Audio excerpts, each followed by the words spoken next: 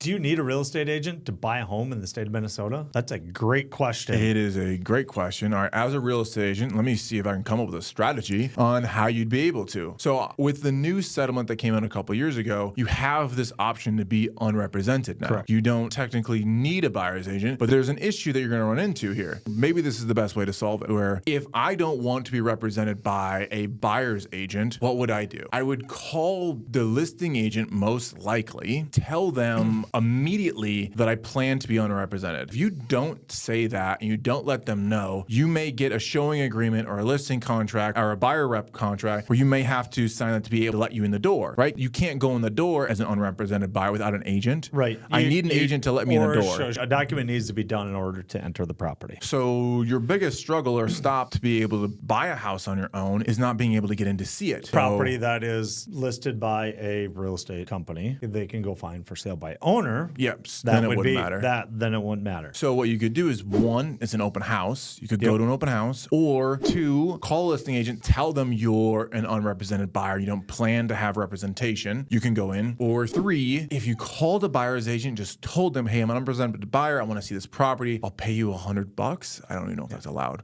but to be honest with you, double check that one. Legal disclosure on that. Fact check. But I think maybe then they would open the door and let you in. Right. But you're still going to have to sign a touring agreement at that point that says we may need to discuss commission at some point. Yeah, or that we're not going to pay any commission. This isn't going to happen. I'm going to negotiate on my behalf. So that, in theory, would be the way to do it. To get you into the house. And then you have to get the paperwork somewhere to go, hey, this is the hire paperwork. An attorney, going directly to the listing agent to, hey, I want to write this offer as an unrepresented buyer. The listing agent would do that because that's a benefit for their seller to do. Go to the listing agent and say, hey, here are my terms, unrepresented. I'm going to have my attorney review. I would just say that, even if you didn't have an attorney review it. I would be a smart thing to do. It's definitely a smart thing to do, just have an attorney review it, because you have a listing agent that's not representing you writing up a purchase agreement. There are some details in there that you need to be aware of and watch out for sure. Somebody I know, not local here, but they are trying to buy a home for sale by owner, and they wrote the offer up. There is no contingencies in there. They are putting earnest money down. The house needs work, and so I am very concerned on it's on a well, it's on a septic. We didn't get any of that inspected. We're not doing a home inspection, which completely fine. Understand we're buying it as is. Handy guy can fix things up. But my main concern is the financing we're doing to try to buy the house. I don't know that he would get financed, and so in essence, per the purchase agreement, he will lose his earnest money because he's unable to perform because he doesn't have a contingency in there. That's something that you wouldn't typically think about. We have a blank, basically a purchase agreement with the purchase price on, and we signed it at the bottom. Yikes. Yeah, little scary, just go in that direction. Yeah, but I think as somebody who wants to be unrepresented, one, I have yet to see it happen. Have we had like once or twice somebody come through and say they want to be unrepresented? But in the end, I think they understand and go, yes, you can represent me. They think they're going to get a better deal, but they're really not. Commissions negotiated to the seller. The seller's willing to pay, to have that guidance for the buyer to make sure we get to a closing. I mean, I think that's the most important thing of if I'm representing a seller and an unrepresented buyer comes in,